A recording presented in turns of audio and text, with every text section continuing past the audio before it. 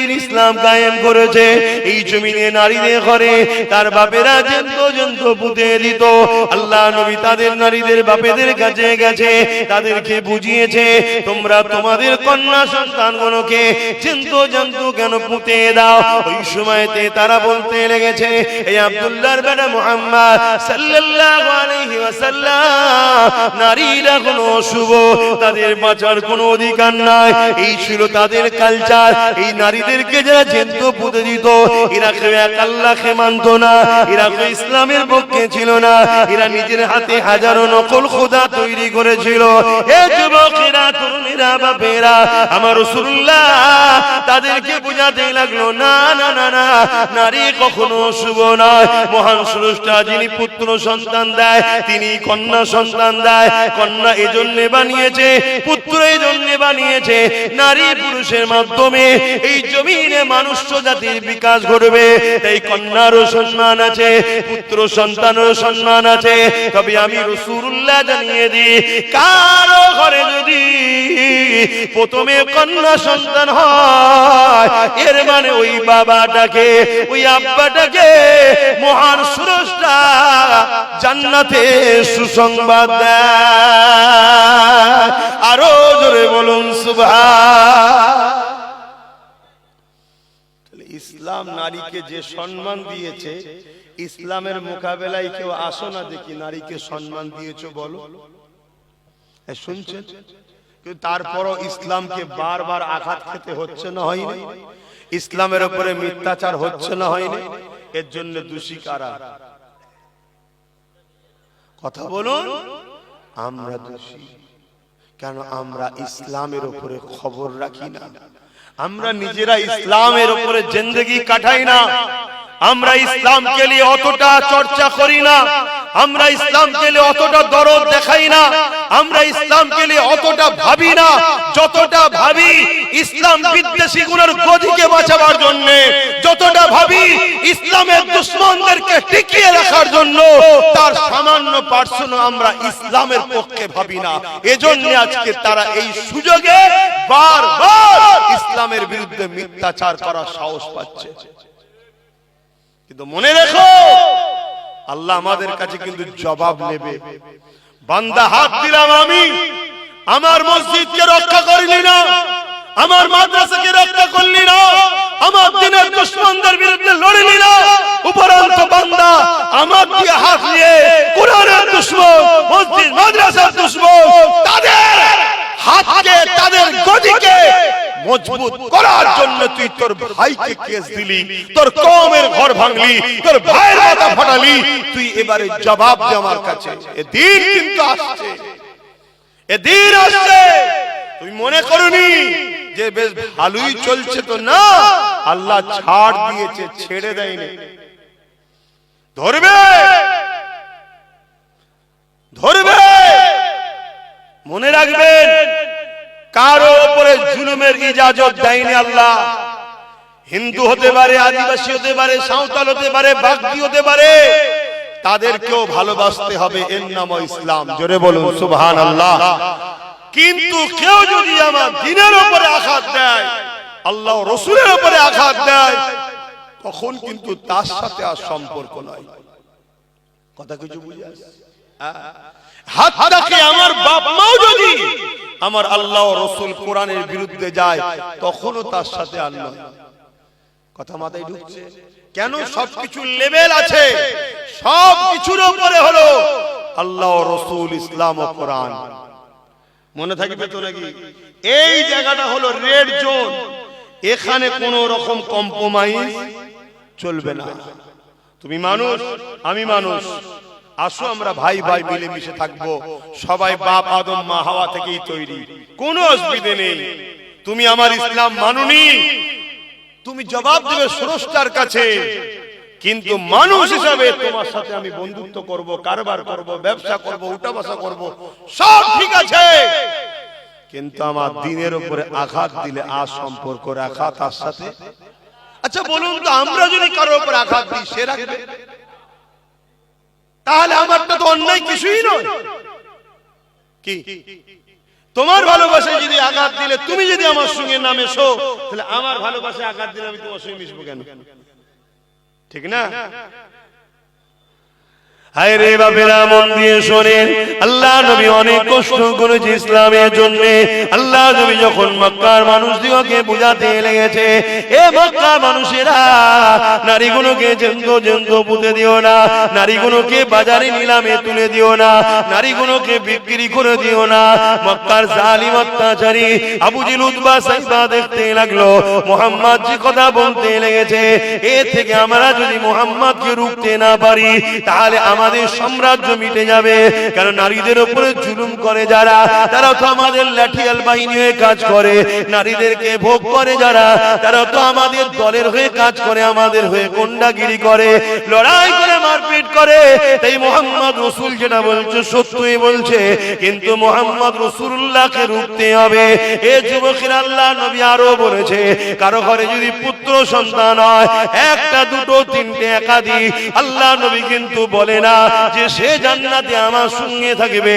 কিন্তু আল্লাহ নবী জানিয়েছে, কারো ঘরে যদি একটা দুটো তিনটে পর পর কন্যা সন্তান হয়, এই তিন কন্যাকে পেয়ে বাপ যদি মনে বেজার না খায়, ওই তিন কন্যাকে নিয়ামত মনে করে তাকে লালন পালন করে বিবাহটা দিয়ে দেয়।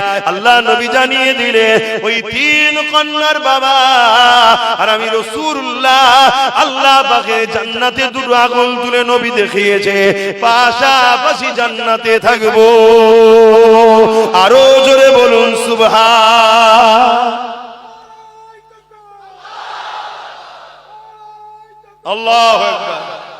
দেখুন আমার নবী আমাদেরকে কিভাবে শিখিয়েছে। দেখুন, নারীর তারিফ হচ্ছে পুরুষরা তাকবীর দিচ্ছে। কি নারীর তারিফ হচ্ছে পুরুষরা তাকবীর দিচ্ছে। এই আদর্শ ইসলামের। কারণ নারী মায়ের জাত, মায়ের জাতের সম্মান করতে হবে। কিন্তু আজকে যারা ইসলামের নামে এই মিথ্যাচার করছে, ওই বিজেপির অর্জুন সিং, তার দলের যেখানে পাওয়ার চলছে, মণিপুর হোক, উত্তরপ্রদেশ হোক, গুজরাট হোক, আসাম হোক, যেখানে যেখানে চলছে, সেখানে সেখানে নারীরা সুরক্ষিত নেই। সেখানে নারীদের উপর অত্যাচার হচ্ছে, নারীদেরকে রেপ করা হচ্ছে, নারীদেরকে খুন করা হচ্ছে। তোরা নিজেরা নারীদের ইজ্জত দিতে পারিস না, তোরা নিজেরা নারী বিদ্বেষী, তোরা আজকে ইসলামের উপর আঘাত দিচ্ছিস, তোদের এই সাহস হয় কি করে? কিন্তু দুঃখের বিষয়, এরাই সাহস পাচ্ছে জাতির যুবকদের জন্য। এ জাতির যুবকদের জন্য কেন? ওরা প্রথমে আমাদেরকে গান দিয়ে, সিনেমা দিয়ে, মদ দিয়ে, নেশা দিয়ে, নারী দিয়ে, ইটা দিয়ে, খেলা দিয়ে, মেলা দিয়ে, লোন দিয়ে আমাদেরকে ঘুম পড়িয়ে রেখেছে। আল্লাহ রাসূল থেকে আমাদের ঘরে সরিয়ে দিয়েছে, দিয়ে এবার ওরা লাঠি ঘোরাচ্ছে। শুনছেন? কেন জানে? আচ্ছা আচ্ছা ফেরাউনরা জানে উম্মতে মুহাম্মাদি যদি জেগে থাকে, আচ্ছা আচ্ছা ফেরাউনের রাতের ঘুম হারাম হয়ে যাবে। তাই এদেরকে প্রথম ঘুম পড়াও। ঘুমোবার ডোজ কি? নেশা দাও। ঘুমোবার ডোজ কি? মেলা দাও। ওই নিয়ে ব্যস্ত থাক, ওতে ওরা দিবানা মস্ত হয়ে থাক। এদের খেয়ালই নয় প্যালেস্টাইনে মা বোনকে মিটানো হলো। বিভিন্ন দেশে, ইরাক থেকে, কাবুল থেকে শুরু করে দুনিয়ায় আমাদের বাপ বোন, বাপ বেটিদের ঘরে উজাড় করে দেওয়া হচ্ছে। আমাদের মসজিদগুলোকে ভেঙে চুরমার করে দেওয়া হচ্ছে, মাদ্রাসাগুলো ভেঙে চুরমার করে দেওয়া হচ্ছে। আমাদের খেয়ালই নয়, আমরা খেলা মেলা গান নাচ নিয়েই ব্যস্ত। কথা বুঝছেন না? বোঝেন না? আজ এ থেকে যদি বেরিয়ে না আসো উম্মত, মনে রেখে দিও, আমার আল্লাহ তোমাকে আমাকে মিটিয়ে দেবে। ইসলাম কিন্তু থাকবে। যাদের হাতে মিটাবে, তাদের মধ্যে থেকেই আল্লাহ ইসলামের লোক বেছে নেবে। দেখলেন না বাবরি মসজিদে যে প্রথম আঘাত করেছিল, তার হাতেই আল্লাহ 100 মসজিদ তৈরি করে নিয়েছে। জোরে বলুন সুবহানাল্লাহ। আজকেরই তো সেই দিন, 1992 6 ডিসেম্বর, একদল উগ্র হিন্দুত্ববাদী সন্ত্রাস ভারতবর্ষের 550 বছরের ঐতিহাসিক মসজিদ বাবরি মসজিদ, সেই মসজিদ বাবরের নামে তৈরি, কিন্তু মসজিদটা বাবরের নয়, বাবরের বাপেরও নয়। মসজিদ হলো রব্বুল আলামিন আল্লাহ। জনগণের টাকা, ইসলাম প্রেমিকদের টাকায় এই ঘরও সেদিন তৈরি হয়েছিল। সেই ঘরকে জোর করে এই 6 ডিসেম্বর 1992 একদল উগ্র হিন্দুত্ববাদী সন্ত্রাসরা মসজিদকে শহীদ করে দিল। মসজিদ শহীদ হয়ে সেই দিন ভারতের মুসলমানকে মেসেজ দিয়েছিল, তোমরা আমার কাছে না আসার দরুন আজ আমাকে ছিলিবিলি খেলা হলো, তোমরা আমাকে পিয়ার না করার দরুন আজকে আমাকে নিয়ে এরা শহীদ করলো, তোমাদের জন্যই আজ আমাকে এরা টুকরো টুকরো করলো, আমার ইটগুলোকে খুললো, আমার ঢালাইগুলো ভাঙলো, আমাকে এরা জমিনে মিশিয়ে দিল। এ উম্মতে মুহাম্মাদি, আমি মসজিদ কিয়ামতের দিনে তোমাদের বিরুদ্ধে নালিশ জানাবো। যাকে শহীদ করা হয়েছিল উম্মতে মুহাম্মাদি ঘুমিয়ে থাকার কারণে, সেই দিন বাবরি শহীদ হয়ে আমাদেরকে জাগিয়েছিল, ওটা তোমরা যদি ঘুমাও আমার মতো হাজারো বাবরি শহীদ হয়ে যাবে, কিন্তু এই জাতের এখনো ঘুম ভাঙেনি। গত 8 বছর ধরে আমি চিল্লাচ্ছি ওয়াকফ চলে যাচ্ছে, আপনারা সাক্ষী আছেন তো নাকি? চিল্লিছি হাসি না, হাত তুলে বলুন চিল্লিছি হাসি না। 8 বছর ধরে আমি চিল্লাচ্ছি ওয়াকফ যাচ্ছে, ওয়াকফ যাচ্ছে, ওয়াকফ যাচ্ছে। হাতির চিবাবার দাঁত আলাদা হয়, দেখাবার দাঁত আলাদা হয়। আমার রাজ্য সরকার হাতির মতো পাঠ করেছে, দেখিয়েছে আলাদা দাঁত, চিবিয়েছে আলাদা দাঁত। টাকা রিপিট আর উপিট, টয়লেট শুকিয়ে যাক আর কাঁচা থাক, শুকনো দিকটাও টয়লেট, কাঁচাটাও টয়লেট। অতএব দিদি মুদির মধ্যে পার্থক্য কিছু নেই, দুটো টয়লেট টাইপের। যেদিক দিয়েই দেখো একই জিনিস, টাকা রিপিট আর উপিট। এটা বুঝাবার জন্য বলছি রে বাবা, শুনছেন তো নাকি? যেদিক দিয়েই দেখো টাকা রিপিট আর উপিট, একই জিনিস। কিন্তু দুঃখের বিষয়, আজ 8 বছর ধরে চিৎকার দিচ্ছি, জাতি ওঠো, জাগো, বোঝো, যার হাতে পাওয়ার তুলে দিওনি, তোমার লিয়া পাওয়ার নিয়ে তোমার সিল, তোমার নুরা, তোমারই মসজিদ ভাঙলো, তোমার কবরস্থান ভাঙলো, তোমার খানকা ভাঙলো, তোমার কবরস্থান ভাঙলো। আল্লাহ তোমায় ছেড়ে দেবে না গো। এটা তো তোমাকে আল্লাহ দিয়ে পরীক্ষা নিচ্ছিল, দেখি কি করে। কাল আল্লাহ এমনও শাস্তি দিতে পারে তোমাদের ঘরে, তোমাদের এই ভোটের পাওয়ারটাই আল্লাহ কেড়ে নিতে পারে, এদের দ্বারাই করিয়ে দেবে। তখন তুমি হয়ে যাবে কি? তখন তুমি হয়ে যাবে কি?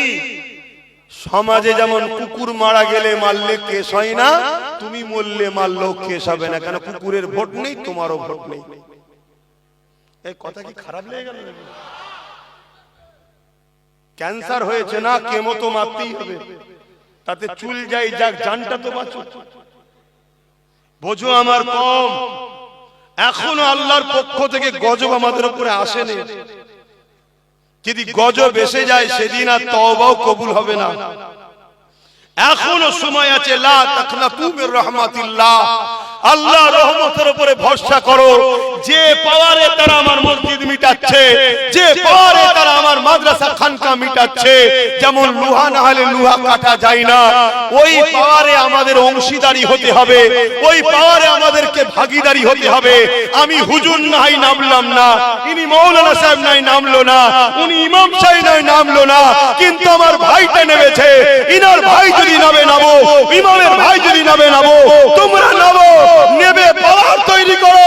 যে পাওয়ারে ওরা আমার মসজিদকে তালা মারছে, ওই পাওয়ার তৈরি করে আমরা তালা খুলবো।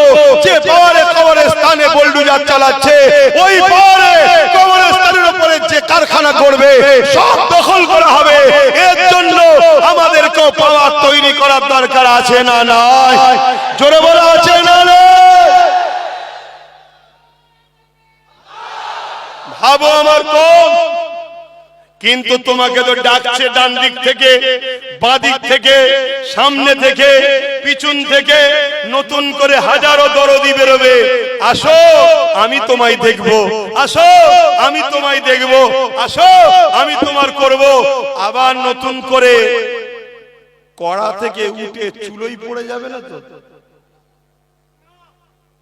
কেন এ কম তো বড় লোভের মধ্যে পড়ে গেছে। এখন পিছন থেকে কেউ যদি 200-500 কোটি মেরে দেয়, দিয়ে বলল তুই একটা নতুন কিছু করে ফেল, দল টল করে নিয়ে হই হই হই হই শুরু করে দে, দিয়ে আমার থেকে তো সরে যাচ্ছে, তুই একটু কন্ট্রোল কর। আবার যদি নতুন করে কেউ কিছু শুরু করে দেয়, আবার নিয়ে তোমাকে হই হই হই হই শুরু করে দিল, না ওদিকে যেও না, একটা শর্তে যাও, আমার ঘর আমি দেখব, আমার ঘর আমি দেখব, তোমার ঘর তুমি দেখো, দুজন মিলে একসাথে পাহারা দিই। কথা মাথায় ঢুকছে তো নাকি? আমার কথায় অসুবিধা পেচ্ছেন? আচ্ছা বলুন তো ভাই, কেউ যদি মসজিদ মিটাতে চায়, কেউ যদি মাদ্রাসা মিটাতে চায়, কেউ যদি কবরস্থান মিটাতে চায়, এরা ইসলামের বন্ধু না দুশমন? জোরে বলেন।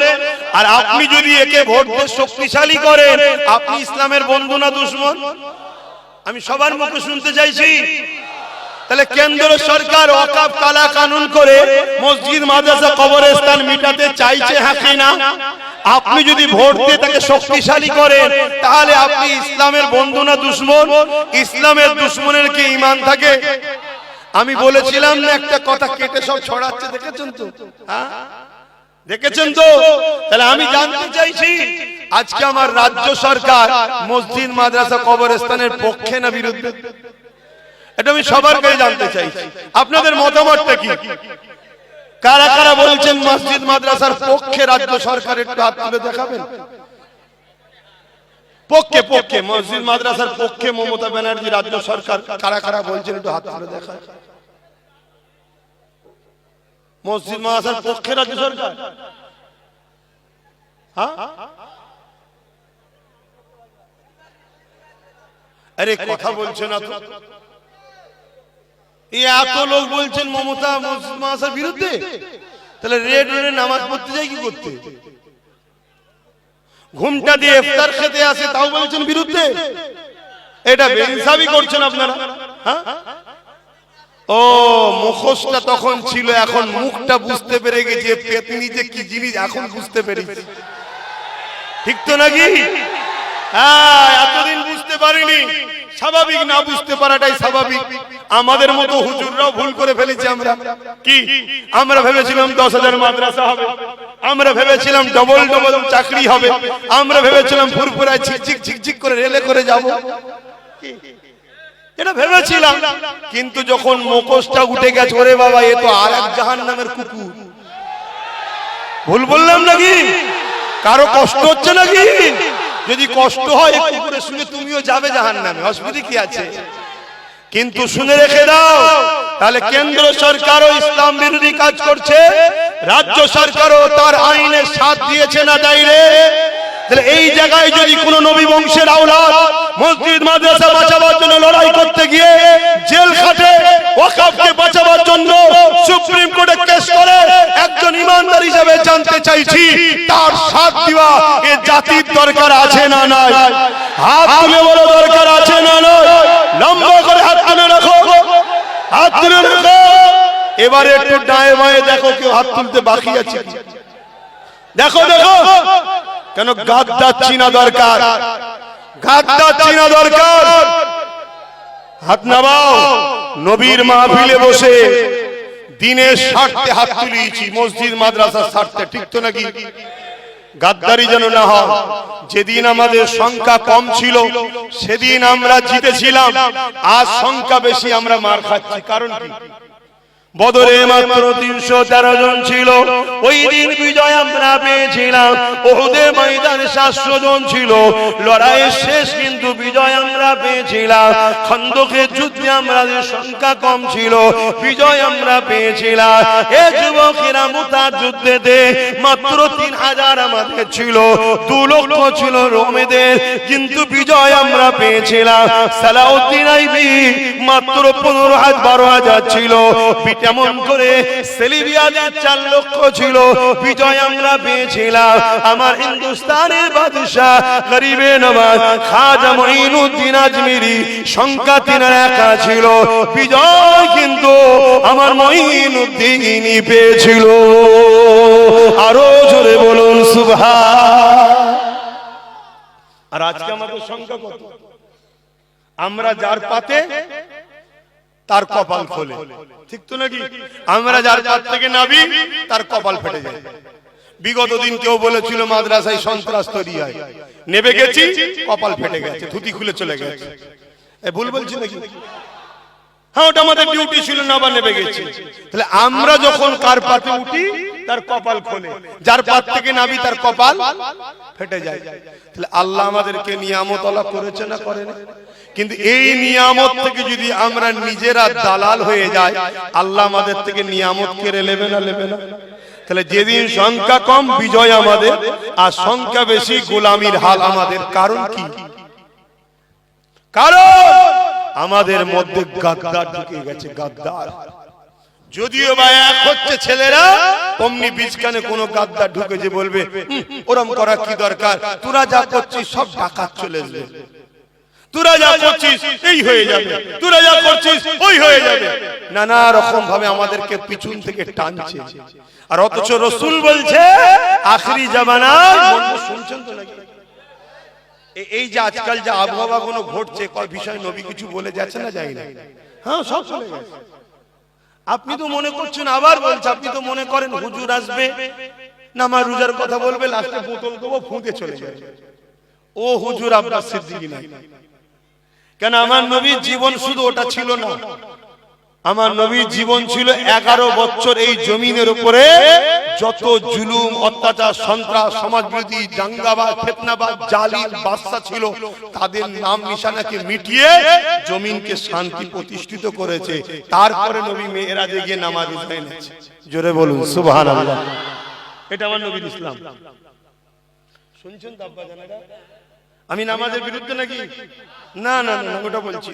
কিন্তু নামাজ পড়ো, আল্লাহর কাছে ধরা পড়তে হবে। যদি আপনার গ্রামে কোনো মেয়ে তার বাপ গরিব হওয়ার জন্য বিয়ে দিতে পারছে না, 22, 23, 24 বছর বয়স হয়ে যাচ্ছে, ওই মেয়ে পাপ কাজ করছে। যতগুলো ওই গ্রামে মানুষ আছে, ওই শুধু মেয়ে আর মেয়ের বাপ একা ধরা পড়বে না, ওই গ্রামের সবাইকে কিয়ামতের দিন জবাব দিতে হবে। এই কথা শুনছেন? এর নাম ইসলাম। আজকে সেই ইসলামের আলোচনা বন্ধ হয়ে গেছে। এই জন্যই তো আজকে যে যা খুশি করে নিচ্ছে। আসো যুবক, এখনো সময় আছে, ওঠো, জাগো, পরিবর্তন হও, বিপ্লব আসবে, শিক্ষা চেতনা আনবে, চেতনা বিপ্লব আনবে। তাই তোমাদেরকে জানাই, যুগে যুগে ফেরাউন ছিল, যুগে যুগে মুসা আল্লাহ এসেছে পাঠিয়েছে, যুগে যুগে এজিদ আসবে, যুগে যুগে হোসাইনিরাও থাকবে। এজিদ কার নাম? এজিদ একটা স্বৈরাচারী, অত্যাচারী, সারাবি, জালিম, লুটেরা, খুনি, বদমাইশ শাসকের নাম হলো এজিদ। আজকের যে শাসকগুলো আছে, এদের সঙ্গে মিলাও এজিদকে। আজকের দিনে এরাও ছোট খাটো এজিদ হতে আর বাকি নেই। তাহলে আমরা যদি হোসাইনি হই, এদেরকে সাপোর্ট করে হোসাইনের সঙ্গে জান্নাত যাব, এ স্বপ্ন দেখতে পারি না। আজ আমি জানতে চাইছি, কেউ যদি বলে কোরআন শেষ হয়ে যাবে, আমার উন্নতি শেষ হবে না, এ কথাটা সত্য না মিথ্যা? আপনারা কোরআন শেষ হয়ে যাবে মানেন? জোরে বলুন মানেন? তাহলে কোন জাহান্নামী যদি বলে কোরআন শেষ হয়ে যাবে, এরপরও কোন মুসলমান যদি ওই জাহান্নামীকে সাথ দেয়, তাহলে সে কোরআনের সঙ্গে গাদ্দারি, কোরআনের সঙ্গে বিরোধী, কোরআনের সঙ্গে দুশমনি করলো না, করলো না? তুমি কোরআন মানুনি আলাদা বিষয়, তুমি কোরআন মানুনি আলাদা বিষয়, তুমি কোরআন মানুনি আলাদা বিষয়, কিন্তু কোরআনের বিরোধী করার অধিকার তোমার নাই, ঠিক না বেঠি? যেমন আমি অনেক ধর্মের গ্রন্থ মানি না, আমি মানি না, কিন্তু তার বিরোধী করার অধিকার ইসলাম আমাকে দেয়নি। কেন? সেটা কারো পছন্দ, কারো ভালোবাসা। তাহলে তুমি কোরআন মানুনি আলাদা বিষয়, কিন্তু তুমি কোরআন শেষ হয়ে যাবে এই বলার অধিকার তোমার নাই। যখনই তুমি বলেছো তোমাকে সাপোর্ট করা ইসলামে হারাম হয়ে গেছে। কেন? ইসলাম আমাদেরকে পরীক্ষা নেবে। আল্লাহ নবী বলছে তোমাদের জানের থেকে বেশি আল্লাহ ও রাসূলকে ভালোবাসতে হবে। তোমার বাপ যদি আল্লাহ ও রাসূলের বিরুদ্ধে যায়, তুমি যদি তার পক্ষপাতিত্ব নাও, মনে রেখে দিও ওই বাপের হাতে আল্লাহ তোমাকে মিটাবে। তোমার সন্তান যদি আল্লাহ ও রাসূলের বিরুদ্ধে যায়, তুমি বাপ যদি সন্তানের পক্ষপাতিত্ব নাও, ওই সন্তানের হাতে বাপকে মার খাওয়াবে, বেইজ্জতি হতে হবে। আজকে দেখবেন অনেক সন্তান বাপকে মারে। ভালোভাবে ঠান্ডা মাথায় চিন্তা করবেন, ওই বাপ সন্তানকে আল্লাহ ও রাসূলের থেকে প্রাধান্য বেশি দিয়েছে। এটা সূরা বাকারাতে আল্লাহ বলছে। আমার কথা মাইকের আওয়াজে বুঝতে পারছেন? যেমন উদাহরণ দিয়ে বলছি, অনেক বাপ আছে, অনেক মা আছে, ছেলে রাত 12টার সময় এসেছে, ফজর বেলা ঘুমিয়ে আছে, বাপ মা তাকে তোলে না, উপরন্তু বলে আহা ছেলেটা রাত জেগে এসে একটু ঘুমো। তাহলে আল্লাহ ও রাসূলের থেকে ছেলেকে বেশি প্রাধান্য দিল না দিল না? তো ওই ছেলের হাতে বাপ মা মার খাবে না তো কে খাবে? যদি বাপ ওই ছেলেকে তুলে দেয়, ওঠ, আগে আল্লাহর কাজ, দেখবেন ওই ছেলেকে আল্লাহ এমন গোলাম বানাবে, ও বাপ মার পায়ের গোড়ায় বসে থাকবে। সব কন্ট্রোল কার হাতে? সব কন্ট্রোল নিয়ন্ত্রণ কার হাতে? ঠিক তেমনি আপনি কারোর সঙ্গে ব্যবসা করছেন, কোটি কোটি টাকা লেনদেন চলছে, সে যে কোনো ধর্মের হতে পারে, করুন, ইসলামে নিষেধ নাই, কিন্তু সে যদি একদিন আপনার ইসলামের বিরোধী করে, এরপরও যদি আপনি তার সাথ দেন, তার মানে আপনার কাছে পয়সাটা আল্লাহ ও রাসূলের থেকে আগে, বিজনেসটা আল্লাহ ও রাসূলের থেকে আগে, আপনাকে আল্লাহ ওই বিজনেস পার্টনারের হাতেই শেষ করবে। ঠিক তেমনি যখন কোন শাসক জালিম ইসলামের বিরোধী কথা বলবে, আপনি যদি তার সাথ দেন, তখনই আপনার বুঝে লিয়া দরকার আল্লাহ তার হাতেই আপনাকে মিটাবে। শুনছেন?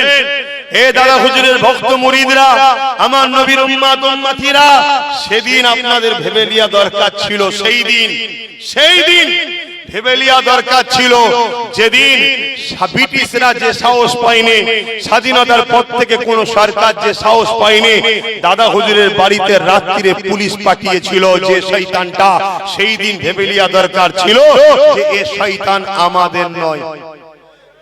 যদি সেদিন ভেবে নিতেন, তাহলে আজকে এই দিনটা শুনতে হতো না যে ওয়াকাফের জন্য দিল্লি গিয়েছিল। সেদিন যদি ভেবে নিতেন, আজকে এই কথাটা শুনতে হতো না যে কেন্দ্র সরকারের আইনকে আমিও মেনে নিলাম। শুনছেন তো নাকি? আজকে এই ভারতবর্ষে একটা রাজ্য আছে তামিলনাড়ু, নাম কি? তামিলনাড়ু। সেখানে মুসলিম মাত্র 5%। কত পার্সেন্ট? আর আমরা পশ্চিম বাংলায় 40%। সহমত? হ্যাঁ, আমরা 40%। অত সহজ নয়। আর না হয় এমনি দুলাভাই করে আমাদের ঘরে ভোটের সময়, এই কারণে। কিন্তু আমরা বুকাতো, আমরা সামান্য পয়সা বিক্রি হয়ে যায়। আমরা একবারও বলিনি পার্টনারে আসবো, পার্টনার এলো আমাদের ঘরে, এটা বলি না আমরা। এই চেতনাটা করিয়েছে সমাজকে কে? বলুন, সমাজকে এই রাজনীতির চেতনাটা শিখিয়েছে কে? আমি কি বলছি বুঝতে পারো? সমাজকে এই চেতনাটা দিয়েছে কে? যে আমাদের ভাগীদারিতে আসতে হবে, চেয়ারে একটা পায়া রাখতে হবে, এটা এই জাতিকে ভাবিয়েছে কে?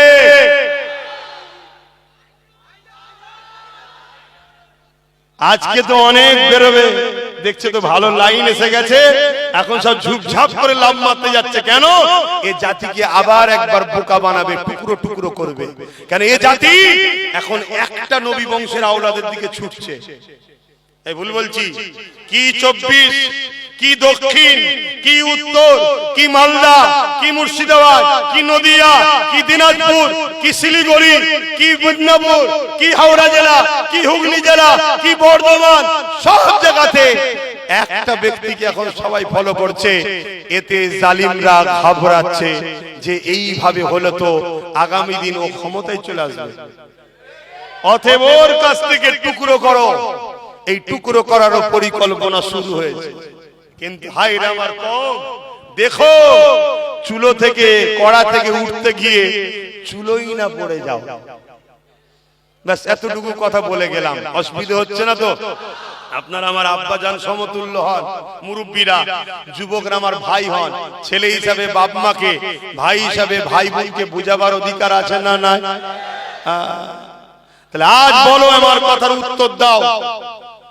তাহলে কেউ মসজিদ, মাদ্রাসা, কোরআনের বিরোধী হবে, তার বিরুদ্ধে লড়াইয়ে কেউ জেল খাটবে, কেউ কেস করবে, তার সাথ দিতে যদি কোনো মুসলমানের আপত্তি হয়, তাহলে সেই জায়গায় সেই মুসলমান নিয়ে একটা প্রশ্ন চিহ্ন থেকে যায় না, যায় না? এরকম গাদ্দার যদি আমাদের মধ্যে থাকে, তাহলে আমাদের ক্ষতি আছে না? না, আমাদের প্ল্যান পরিকল্পনা সব জানবে আর সামান্য পয়সায় গিয়ে বিক্রি করবে। তাই আমাদের প্রথম কাজ হবে নিজের মধ্যের গাদ্দার গুলোকে বেছে বেছে শেষ করে দেওয়া। শুনছেন তো নাকি? হ্যাঁ, ওপেন বলে যাচ্ছি, নিজের মধ্যের গাদ্দার গুলোকে বেছে বেছে শেষ করে দিবা, তবে তোমরা কামিয়াবি পাবে, তার আগে পর্যন্ত পাবে না। গাদ্দার এত ভয়ানক জিনিস, গাদ্দার এত ভয়ানক জিনিস। আমার নবী 1000 লোক নিয়ে লড়াই করতে যাচ্ছে উহুদের ময়দানে, ওর মধ্যে একজন গাদ্দার ছিল যার নাম হলো রাইসুল মুনাফিক আব্দুল্লাহ ইবনে উবাই। বিচ রাস্তায় 300 জনকে নিয়ে সরে গেল। তাহলে হয়ে গেল কতজন? 700। অচ্চ নবী প্ল্যান পরিকল্পনা নকশা করলে এখানে 50 জন থাকবে, এখানে 100 জন থাকবে, এখানে 200 জন থাকবে, পুরো ঘিরে ফেলেছে। ঠিক তার মধ্যে থেকে হঠাৎ করে একদম পুরো যুদ্ধ শুরু হবে, 300 জনকে নিয়ে সরে গেল। বলুন যুদ্ধের সিস্টেম ওলটপালট হবে না? হবে না? এই হলো গাদ্দার। এরকম গাদ্দার আমাদের মধ্যে আছে না নাই? সামান্য পদের জন্য, সামান্য টাকার জন্য, সামান্য লোভের জন্য হঠাৎ করে দেখা যাবে গাদ্দার সাইড হয়ে গেছে। হঠাৎ করে দেখা যাবে গাদ্দার আমাদের হয়েছিল, সামান্য জন্য লাভ মেরে পালিয়ে গেছে। এই গাদ্দারকে আগে চিনতে হবে। তবে এটা চিনা কি একদিনে সম্ভব? কি করে চিনবেন? এই লড়াইয়ের মধ্যে দিয়ে আস্তে আস্তে আস্তে আস্তে আস্তে ঠিক চিনা যাবে। আসেন বাবেরা, নওজওয়ানেরা। আচ্ছা, এখানে আরেকটা কথা বলি। আচ্ছা, আমার এই আলোচনায় আপনাদের কারো মনে হচ্ছে না তো হুজুরের ছেলে রাজনীতির কথা বলছি কেন? কি গো আব্বার, এটা মনে হচ্ছে নাকি? এখন আর মনে টনে করার ব্যাপার নেই তো। নেতারা যখন ধর্মনীতিতে ঢুকে পড়েছে, হুজুরদের রাজনীতিতে ঢুকতেই হবে। তুই আমার ঘরে ঢুকিস, আমি তোর ঘরে ঢুকবো না? কি? তবে তো তুই বুঝবি পরের ঘরে তুমি কি মারা কত ব্যথা। তখন তো তুই বলবি কি হচ্ছে, কি হচ্ছে, হুজুর মানুষ এরকম করবে কেন? আমি তখন বলবো নেতা মানুষ মসজিদ মাদ্রাসা নিয়ে ব্যস্ত কেন? তুই তোর জায়গায় চলে যা, আমরা বলি সাহেবরা আমার জায়গায় চলে যা। কি? তাহলে অনেক সময় কারো বিপদের কারণ না হলে সে তোমায় গুরুত্বও দেয় না। কারো বিপদের কারণ যদি না হও, সে তোমার গুরুত্ব দেবে না। অনেক সময় রাত 12টার সময়, 1টার সময় ওই একটা ছোট্ট মশা ওই কিন্তু আচ্ছা আচ্ছা লোককে সাইজ করে দেয়। এই তোমরা সরে যাও না, হয়ে গেছে তোমার লাগানো, বসো না। শুনছেন তো নাকি? ওই রাত 12টা 1টার সময় ওই যে কানের গোড়ায় ছোট্ট একটা জিনিস, কি বলেন, সারা রাতটা হারাম করে দেয়। কি? কিন্তু জিনিসটা ছোট, ঠিক না? তা তোমাকে আমাকে ছোট মনে করছো তো কি হয়েছে? ঠিক টাইমে ঠিক জায়গায় করতে পারলে না, সব সাইজ হয়ে যায়। বাবেরা, নওজওয়ানেরা, ভুল আমাকে বুঝবেন না, আমি আপনাদেরকে বাঁচাবার চেষ্টা করছি। একদিকে আল্লাহ আমাকে আপনাকে দায়িত্ব দিয়েছে, হাত দিয়েছে বান্দারে গরিবদের সেবা কর, হাত দিয়েছে বান্দারে অন্যায়কে মিটিয়ে দে। আল্লাহ নবী কোরআনে, আল্লাহ পাক কোরআনে জানিয়ে দিলে কুনতুম খায়রা উম্মাতি উখরিজাত লিন-নাসি তা'মুরুনা বিল মারুফ ওয়া তানহাউনা আনিল মুনকার। আল্লাহ পাক কোরআনে জানিয়ে দিল, এ উম্মতে মুহাম্মাদি, আমি আল্লাহ তোমাদেরকে শ্রেষ্ঠ উম্মত করেছি। কেন আমরা শ্রেষ্ঠ উম্মত? আল্লাহ আমাদেরকে দুটো কাজ দিয়েছে। একটা কাজ হলো অন্যায় করো না, অন্যায়কে মিটিয়ে দাও। দ্বিতীয় কাজ হলো ন্যায় করো, ন্যায়কে প্রতিষ্ঠিত করো। নামাজ যেমন আমাদের কাজ, অন্যায়কে মিটানো, এমন করে নেশাকে মিটানো আমাদের কাজ। রোজা যেমন আমাদের কাজ, খোদাদেরকে খানা দিবার ব্যবস্থা আমাদের কাজ। এই যুবকেরা হজ করা যেমন আমাদের কাজ। নারীদের উপরে জুলুম হচ্ছে, এই জুলুমকে বন্ধ করা আমাদের কাজ। মনে রাখবেন, আমার বাংলার একটা কন্যা তিলক তো এমন করে নাম ছিল, সে এতদিন এতদিন হয়ে গেল, আজও ইনসাফ পেল না। কি করে মিলবে? যে মাথায় বসে আছে সেও রেপের পক্ষে, যে রাজ্যে রয়েছে সেও রেপের পক্ষে। এ ওর দোষ দেয়, এ ওর দোষ দেয়। রাতের শেষে দুজনে এক জায়গায় হয়ে বলে, দুজনে মিলেমিশে থাকলে তুইও থাকবি আমিও থাকবি। এখানে গরিবদের বেটিরা লুটে চলে যাচ্ছে। এই জায়গাতে ইসলাম আমাকে জানিয়েছে রোজা যেমন রাখতে হবে, হজ যেমন করতে হবে, দাড়ি টুপি যেমন রাখতে হবে, ঠিক তেমনি নারীদের উপরে জুলুম হলে বন্ধ করতে হবে। এ নওজওয়ানেরা, তরুণেরা, এটা আমাদেরকে ইসলাম শিখিয়েছে। আল্লাহ নবী, নূর নবী, দয়ার নবী ও সাহাবাদের উপরে এত জুলুম কেন করেছিল? এই জন্য জুলুম করেছিল। আল্লাহ নবী গরিবের পক্ষে ছিল, ইনসাফের পক্ষে ছিল, মানবতার পক্ষে ছিল, ইতিমের পক্ষে ছিল, বিধবার পক্ষে ছিল, নারীর পক্ষে ছিল, সভ্যতার পক্ষে ছিল, অধিকারের পক্ষে ছিল। আর আবু জেহেল ছিল জুলুমের পক্ষে, আবু জেহেল ছিল মানবতার বিরুদ্ধে, আবু জেহেল ছিল নারী দেহ শোষণকারী, আবু জেহেল ছিল সন্ত্রাসের পক্ষে। এই জন্য আবু জেহেল দেখলো মুহাম্মদ রাসূলকে যদি রুখা না যায় তাহলে আমাদের সাম্রাজ্য মিটে যাবে। এ যুবকেরা, তরুণেরা, তাই তারা আমার রাসূলকে অনেক জুলুম করেছে, তারা আমার নবী সাহাবাদের উপরে অনেক জুলুম করেছে। এ যুবক এত জুলুম করেছে, গরম মরুভূমির উপরে নবী সাহাবাদেরকে শুইয়ে দিয়েছে, বুকের উপরে ভারী পাথর চাপিয়ে দিয়েছে, চাপিয়ে দিয়ে বলতে লেগেছে, এ মুহাম্মাদের গোলামেরা, মুহাম্মদকে ছেড়ে দাও, নাই তোমাদেরকে জানে মেরে দেওয়া হবে। এই কঠিন মুহূর্ততে সাহাবা হুজুররা মরণকে হাসতে হাসতে মেনে নিয়েছে, আল্লাহ নবীকে ছেড়ে দেয়। আরো জোরে বলুন সুবহান। সেই নবী পাকে দেখানো রাস্তায় আজ যদি এতিমের উপরে জুলুম হয় আমরা লড়বো এতিমের পক্ষে দাঁড়িয়ে। আজ বিধবার উপরে জুলুম হয়, বিধবার পক্ষে দাঁড়িয়ে লড়বো। আজ যদি হিন্দু হোক, আদিবাসী, সাঁওতাল হোক, কোন গরিবের উপরে যদি বেইনসাফি হয় তার পক্ষে দাঁড়িয়ে আমরা লড়বো।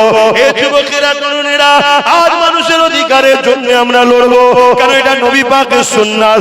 নবী বললেন, মান আহাব্বা সুন্নতি, যে আমার সুন্নাতকে ভালোবাসলো, ফাকাদ আহাব্বানি, সে আমাকে ভালোবাসলো, যে আমাকে ভালোবাসলো, কানা মাই ফিল জান্নাত, সে আমার সাথে আল্লাহ পাকের জান্নাতি হয়ে যাবে।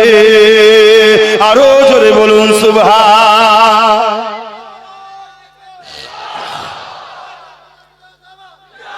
শুধু মেসওয়াক করা সুন্নত নয়, দস্তকান বিচ্ছে খাওয়াটা সুন্নত নয়, এখন তো সুন্নত শুধু এগুলো হয়েছে। শুনছেন তো নাকি? এগুলোর থেকে অনেক বড় বড় সুন্নত হলো জালিম শাসকের বিরুদ্ধে লড়ে আল্লাহর জমিন, আল্লাহর সৃষ্টিকে নিরাপত্তা রাখার নাম ইসলাম। এটা আরো বড় সুন্নত নবীর। তাহলে আজকে বলো, আমার নবীর সুন্নতকে বাঁচাবার জন্য গরিবের পক্ষে দাঁড়িয়ে, বিধবার পক্ষে দাঁড়িয়ে, এতিমের পক্ষে দাঁড়িয়ে, অসহায়ের পক্ষে দাঁড়িয়ে আমরা জালিমদের বিরুদ্ধে লড়তে কারা রাজি আছি? আল্লাহকে সাক্ষী রেখে হাত তোলো। লড়তে রাজি আছে? রাজি আছে?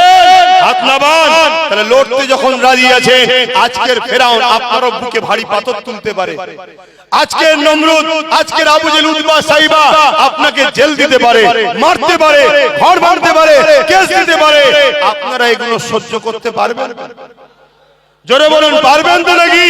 যদি পারেন তাহলে এগিয়ে আসেন, আর যদি বলেন পারবো না, পরকালে জাহান্নাম সহ্য করতে পারবেন তাহলে এখানে মার খান। যে কোনো এক জায়গায় তোমায় মার খেতেই হবে। নবীরা মার খেয়েছে ইনসাফকে প্রতিষ্ঠিত করতে গিয়ে। হযরতে মুসা আলাইহিস সালাম মা শিশুবেলায় নৌকোতে করে, যে কাঠের বাক্স করে মায়ের মমতার কোল থেকে বেরিয়ে চলে যেতে হয়েছে। বড় হয়ে নিজের মিশর ছেড়ে তাকে রওনা দিতে হয়েছে। 40 বছর নিজের এলাকা থেকে বাইরে থাকতে হয়েছে। আমার নবী মুহাম্মদ সাল্লাল্লাহু আলাইহি ওয়াসাল্লাম যাকে না বানালে কিছুই বানাতো না, মক্কা ছেড়ে দিয়ে ইয়াসরিবে হিজরত করতে হয়েছে। আর তুমি বলছো আমি পারবো না, তাল মিলিয়ে চলবো, তোমার পরকাল কামিয়াবি। জোরে বলো। এতদিন গায়ে হাওয়া লাগিয়েছো খুব, এতদিন ছিল হাতের মুঠোর মধ্যেই, কিন্তু নিজে হাতে তো ফসকে দিয়েছো। এবারে এই মসজিদ, মাদ্রাসা, ওয়াকাফকে ফিরাবার দায়িত্ব তোমার আমার। যদি ফিরাতে না পারো আল্লাহর আযাবের জন্য অপেক্ষা করো। আল্লাহ ছেড়ে দেবে মনে করেছো? এবার আল্লাহর আযাব ভূমিকম্প হয়েও হতে পারে, আসমান থেকে কোনো কিছু পড়ে হতে পারে, কঠিন কঠিন ভাইরাস বিমারে হতে পারে, বা জালিম হুকুমতদের দিয়ে আমাদেরকে মেরে দিতে পারে। আমার কথা ওপেন বা অসুবিধা হচ্ছে নাকি? আর যদি বলো যে না ভুল হয়েছে, তওবা করো। যে পথে ওরা দখল করেছে ওই পথে গিয়েই আবার ফিরিয়ে আনো। দ্বিতীয় কোনো পথ আমার জানা নেই, তোমাদের থাকে বলো। তাসবিহ পড়বেন, সুবহানাল্লাহ সুবহানাল্লাহ সুবহানাল্লাহ সুবহানাল্লাহ সুবহানাল্লাহ ওয়াকাফতুল্লাহ ওয়াকাফতুল্লাহ হয়ে যাবে। হ্যাঁ, তাহলে তো আমার নবী পাক সাল্লাল্লাহু আলাইহি সাল্লাম হাত তুললেই তো হয়ে যেত সব। আল্লাহ আমি দুনিয়ায় এসেছি, আবু জেহেল উতবা সাইবা উমাইয়া সব মরে যায় জানো আল্লাহ। অনেকে বলে হুজুর বদ্ধ করেন না, মরে যায়। যদি মরে যেত তাহলে বেলালের ঈমান পরীক্ষা নেবে কি করে? আমার কথা বুঝছেন তো নাকি? না আওয়াজ ভুল হচ্ছে? কিছু ভুল হচ্ছে নাকি? তাহলে ঝিমিয়ে গেলি কেন রে বাবা? ভুল হচ্ছে। তোমরা তো অনেক হুজুরের ওয়াজ শোনা মৌলী সাহেব বাবা, আমাদের থেকে বড় বড় মাওলানা আল্লাহ করে তোমরা কত ওয়াজ শুনেছে।